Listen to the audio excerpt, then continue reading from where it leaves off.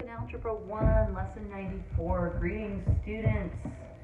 Welcome back to another session of fun. We are going to talk about dirt problems again. Distance equals rate times time, right?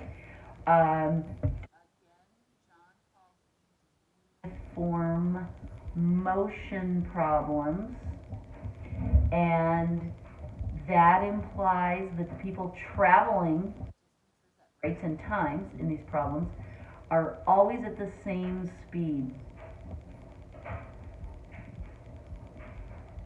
That is a great simplifier that helps us solve these problems with algebra.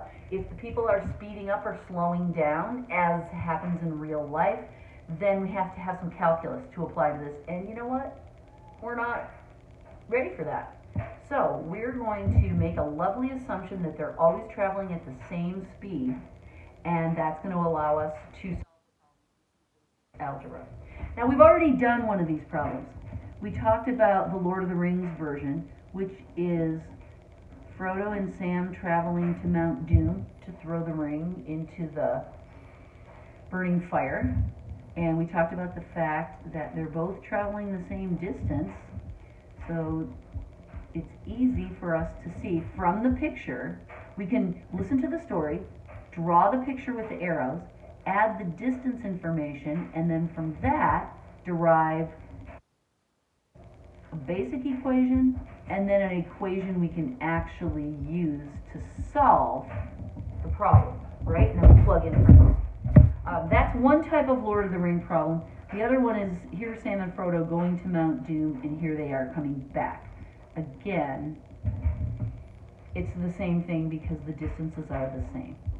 To there and back again. And again, this same set of equations applies to this because we can see the distances are the same. So, this is Sam and Frodo, Lord of the Rings. Now we're going to switch movies.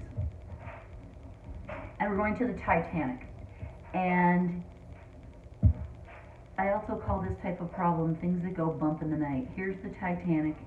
Here's the iceberg. Let's do it the other way around. Let's make this the iceberg and this the Titanic, because England's over here and Canada's over here. Two items started traveling far apart. They eventually bumped them into each other in the middle. So we have one distance and we have another distance. In our story here, this is the distance of the iceberg. This is the distance of the ship Titanic. They both travel a total of k miles, kilometers, however you want to measure it. But the total distance that they travel, we refer to as k.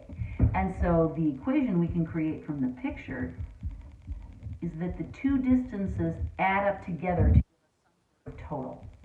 All right?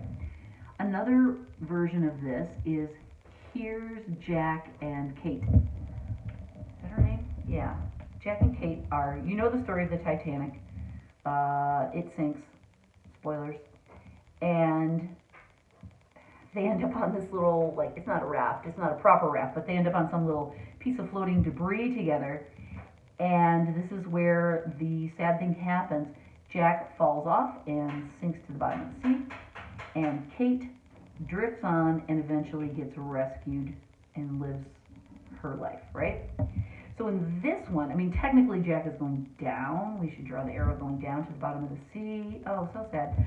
But instead, we're just going to show them moving farther away from each other. Again, they each have a distance that adds up to a total. And I'm not going to rewrite it because it's the same as that one. I don't want to confuse you. But that's another way we can get to this equation. And then Kate drifts on the raft for a while, and then she gets picked up by another, gets taken all the way home. So here's the amount she traveled by the raft, and here's the amount it's floating debris, it's not a raft. Let's not sugarcoat this. And then here she is on the ship being taken home properly. So this is another variation on this same scenario. All three of these pictures lead us to this equation that we can easily get from the picture, but then we can transform it into a base equation that looks like this. So notice before we had two distances that are the same. Here we're adding them together to get a total that we don't know what the problem will give us. So this is the style of problem we're going to work on right now. It's called this is the Titanic style. This is Lord of the Rings, this is Titanic. I had to write that down. No, this is Lord of the Rings, and this is Titanic. Okay, so let's try, we have 3 of these problems to do. Let's try the first one, 94.1. And these are the classic algebra problems that everybody has nightmares about and show up on SATs and ACTs. Those tests come back in your future. I'm beginning to seriously doubt that you guys will have to take placement exams like that in your future, but we'll see. The world is changing. A southbound bus left Fort Walton Beach at 9 a.m.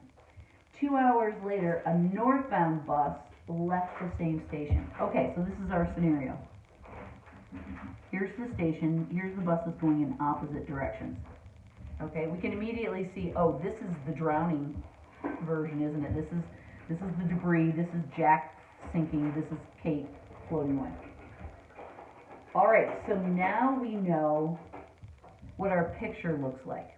Okay, this is the southbound bus, this is the northbound bus. So I'm going to call this distance of the southbound and distance of the northbound.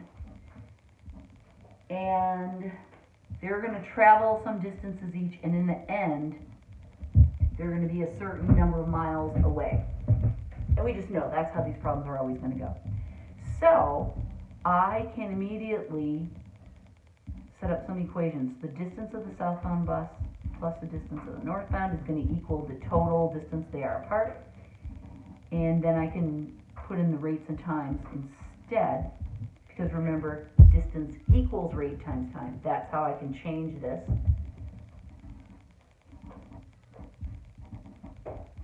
And K is going to represent both buses, right? It's going to be the total distance they are apart. Now so there's my base equation. Now I know my variables. I'm going to set them up. I'm not going to have room to work this whole problem. It's going to bug me. This time, we have 5 variables, don't we? Because we have the rate and the time, plus the total distance. In this style problem, we only have 4. We don't have that total. So, one more thing to keep track of, but that's okay.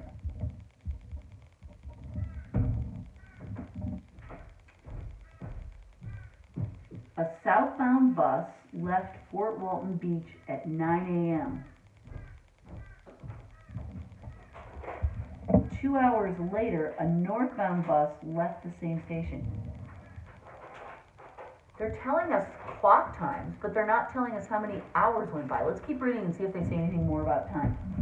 If the buses traveled at the same rate and were 352 kilometers apart at 2 p.m., find the rates of the buses. Okay, this is a problem because they didn't tell us like they traveled for X hours. That means we need one more piece of information to organize this.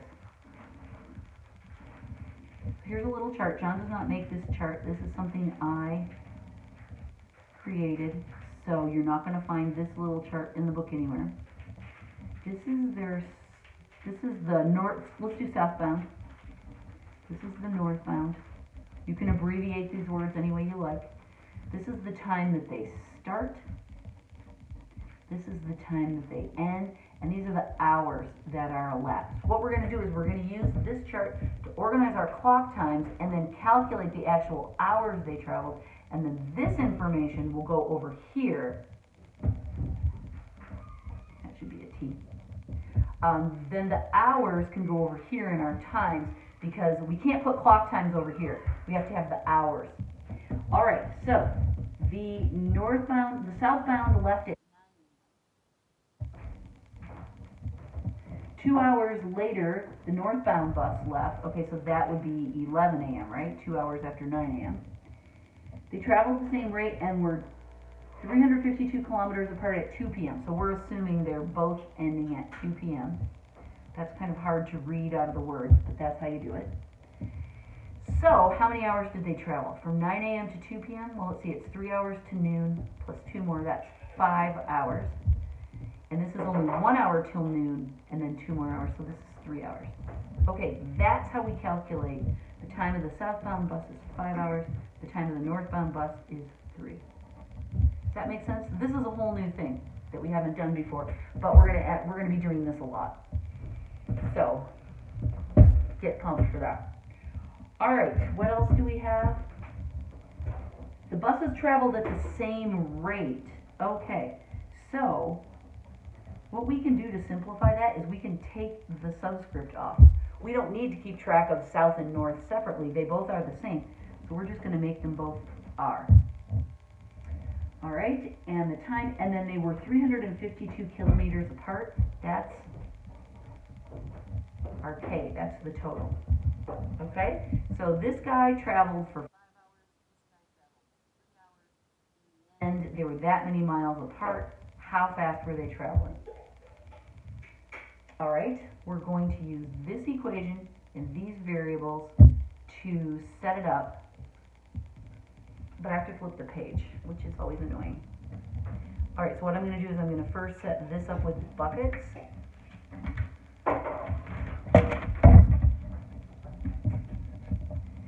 Let's see, I can remember it.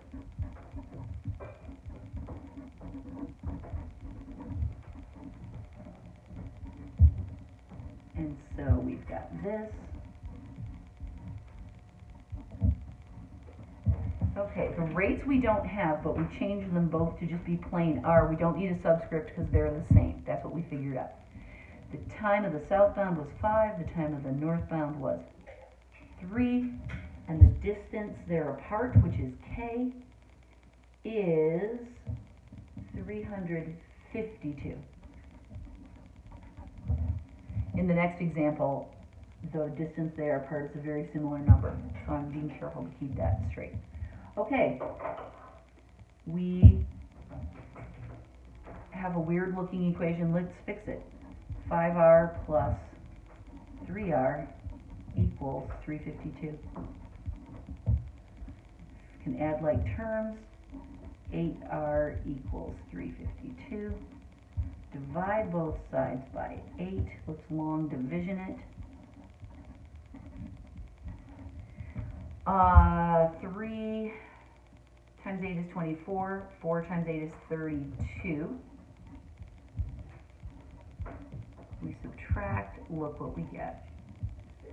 4 again. So R equals 44. Now what did we just figure out? R stands for the rate of both of the buses. It's 44. We need to put a unit on that. It's 44 kilometers per hour. Kilometers per hour. I can write it like that, or I can write it. Those are the same. It's two ways of saying the same thing. And that's the correct answer. It says find the rate of the buses. So there it is. Yay. Okay. There's the first example down. 94.2. So the first step is always just listening to the story and trying to see the picture.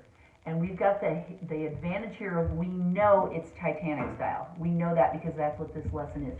When you're in your homework, you can't automatically assume that, but what you know from now on is that any problem that has a little 94 in the parentheses is a Titanic style.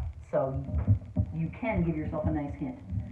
A train starts from Toledo at 11 a.m. and heads for Mackinac, some distance away. At the same time, a train leaves Mackinac and heads for Toledo. Okay, so this time we have the iceberg and the ship, right? Two trains are heading toward each other. Hopefully they're on different tracks. Okay, starting, this is the train from Toledo going to Mackinac. This is the train from Mackinac heading to Toledo. If you don't know, Toledo's in northern Ohio and Mackinac is in Michigan. Here's a map of Michigan, which looks a lot like my hand, but it works. Toledo's down here and Mackinac's up here. So So they're traveling the state of the distance of the mitten to meet. I grew up about here. Here. So I was probably very close to where these trains travel.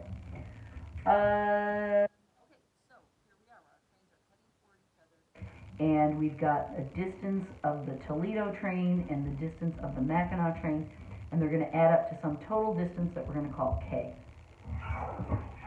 And these are just Toledo and Mackinac, they're just part of my picture. So, that train's going to travel a distance, and this train's going to travel a distance, and they're going to end up meeting in the middle, and this is the total distance that they were apart.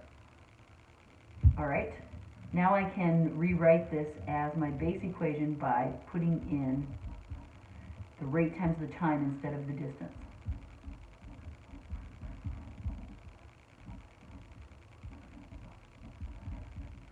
That's a weird R that I started writing a D and I fixed. Okay, I'm going to make my chart here.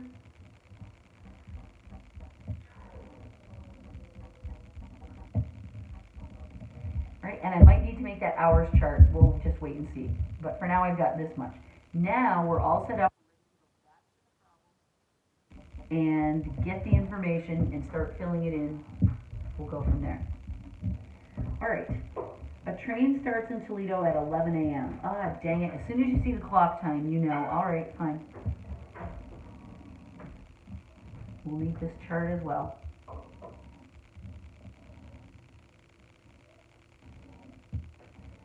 So this is the train from Toledo. This is the train from Mackinac. This is the start. This is the end. And these are the hours. All right, I don't want to write it out every time, and neither do you. Okay, the train starts from Toledo at 11 a.m. and head towards Mackinac 332 kilometers away. Okay, so that means the total trip is 332. At the same time,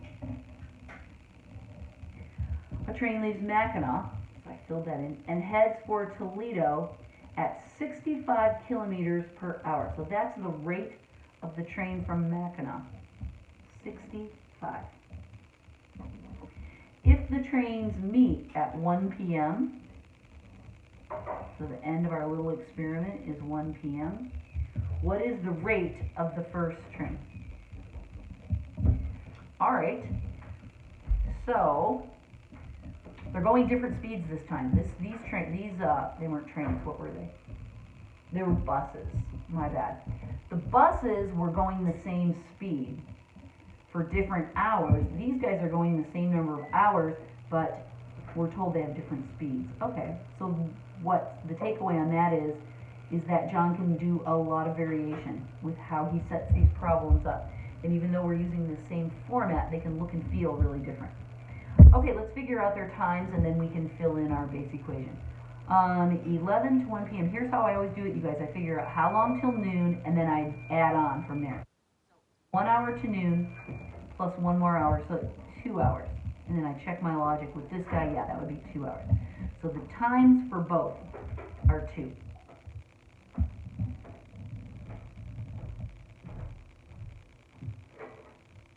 Okay, so now we're ready to set this up.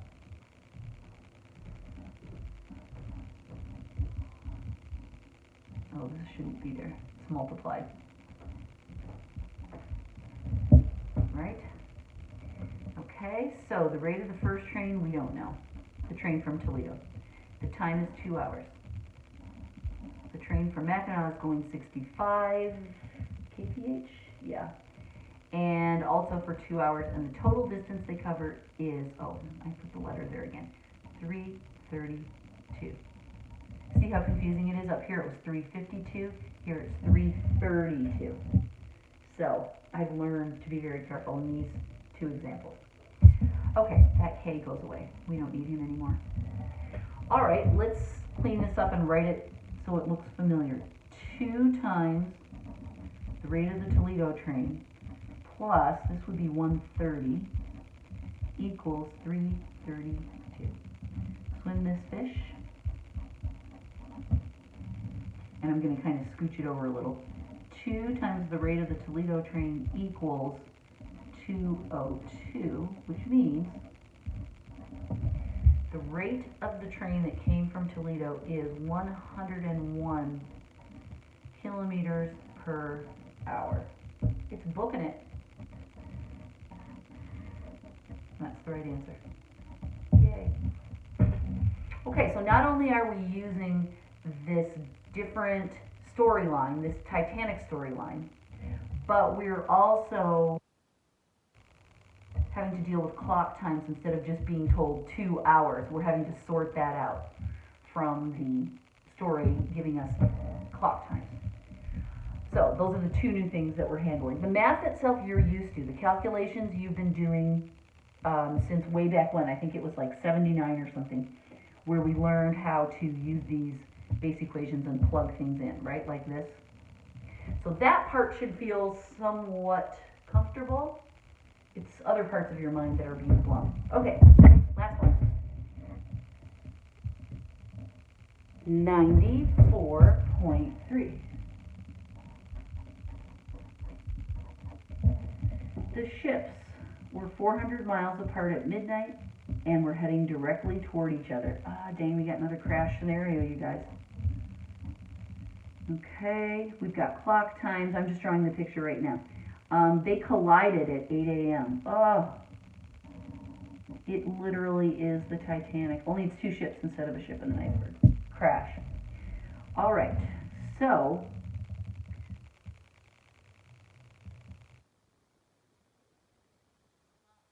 speed of both ships, if one was 20 miles per hour faster than the other. So what John does is he chooses to say the distance of the faster and the distance of the slower. You could call them 1 and 2, you could call them X and Y, you could call them the hare and the turtle. You can make up whatever subscripts you want. The idea is just make it match to the story so that it makes it easier for you to take the story and turn it into numbers and symbols. That's the whole point of the subscripts, is just to help you match your math to the story. Okay, what we can clearly see is that this is a Titanic style, and so we know that the two distances add together to give us a total. And we know that we can substitute rate times time in, and we know that we're going to need a chart.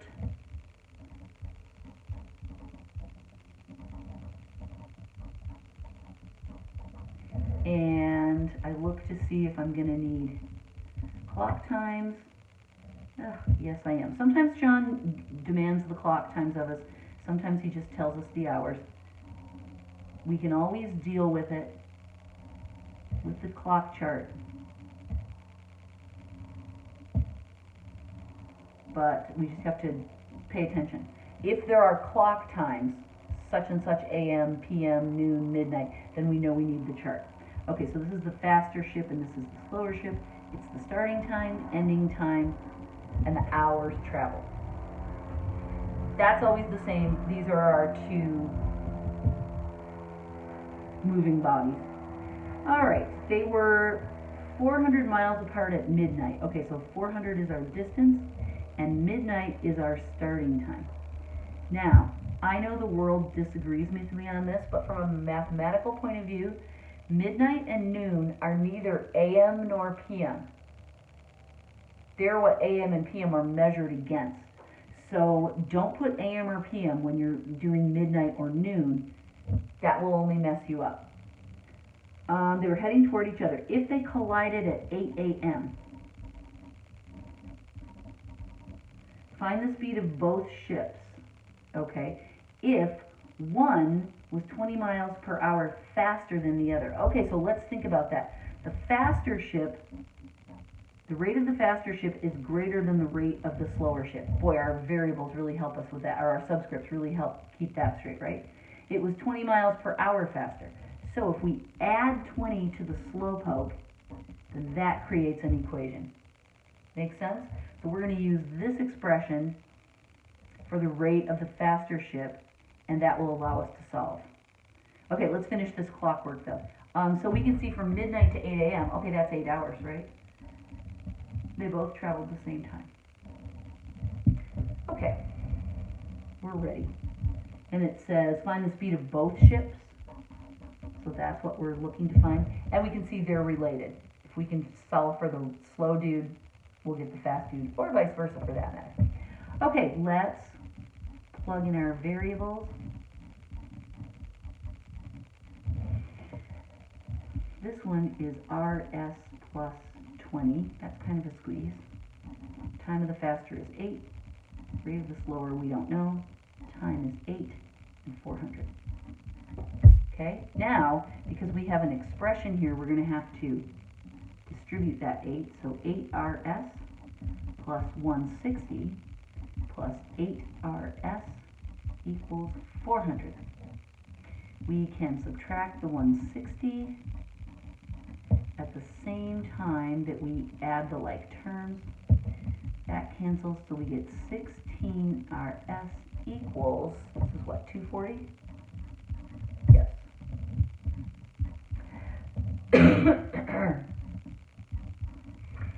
This I know is 2 times 8, and this I know is what, 30 times 8, right? So, the 8's cancel. 30 over 2, I know that the rate of the slowpoke is 15. Okay, that just shows you how I broke down that division in my head. This is 2 times 8, this is 30 times 8, so the 8's can cancel. 30 over 2 is 15. That's how I got my quotient. And that's right, by the way. Wouldn't it be sad if I told you all that and then was like, oh wait, I got the wrong answer? No, that's the right answer. That's the way my brain breaks down the division, so I don't have to write it out as a division problem. Your brain may see a different way, or it might go, huh, okay, that's something new I hadn't thought of. That's why I explained it to you, just in case it helps. So that's add 20, so the rate of the faster train would be 35 miles per hour. I don't think that ships clock their time at miles per hour, but we'll just pretend they do. There's a spider on my page. Bye. Final answer, yay. Okay, so that's lesson 94. It's Titanic style problems. You've got the stories and the pictures from way back here. There's a third type of uniform motion problem that we will add in another couple lessons, but remember the first style is Lord of the Rings, the second one is Titanic, and then you'll have to see what happens to us in the third one. All right, carry on, students. Good luck with your homework.